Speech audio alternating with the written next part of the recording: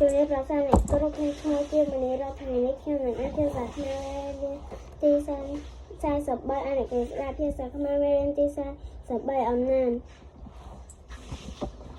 សិប្បកម្មថ្មកែវសិប្បកម្មថ្មកែវជាកន្លែងផលិតថ្មធុនតូច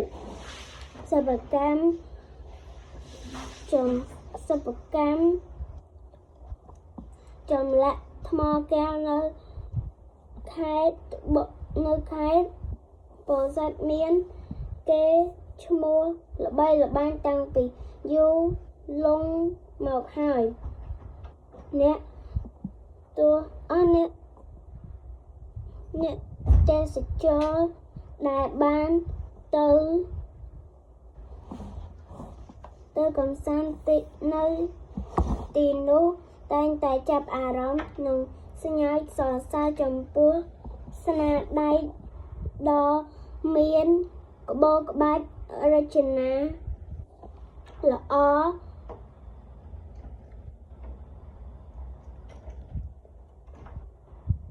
ផូរផង់ជាមរតកដូនតាយើងនៅប្រទេសកម្ពុជាថ្មកែវភាគច្រើនមាននៅ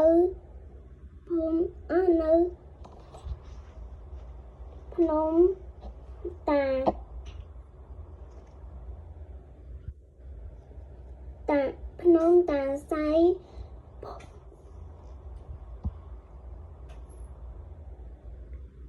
ភ្នំយន្តនិង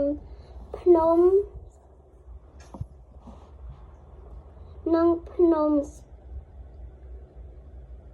ស្ពងនៅក្នុងស្រុក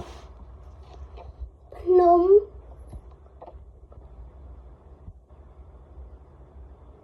ភូមិក្រវាញ់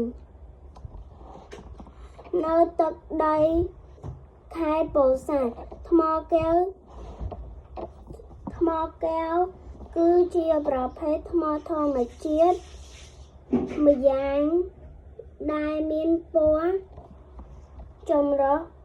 ភ្លឺរលោងអាចយកមកឆ្លាក់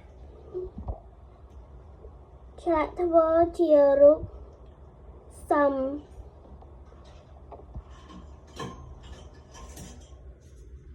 ណាក់ផ្សេងដូចជា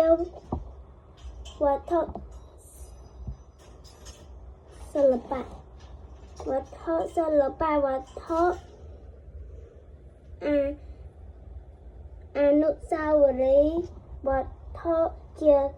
ទី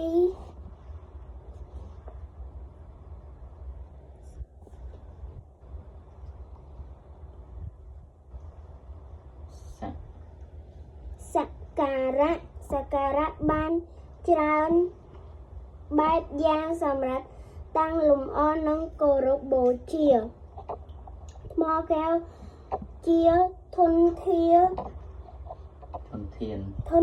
នធម្មជាតិមាន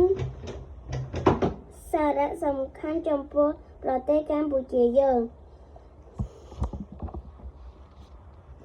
សិប្បកម្មថ្មកែវបានលើកស្ទួយ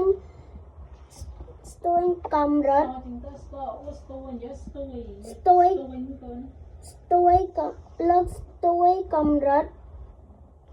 ជីវភាពប្រជាជនក្នុងស្រុកភូមិ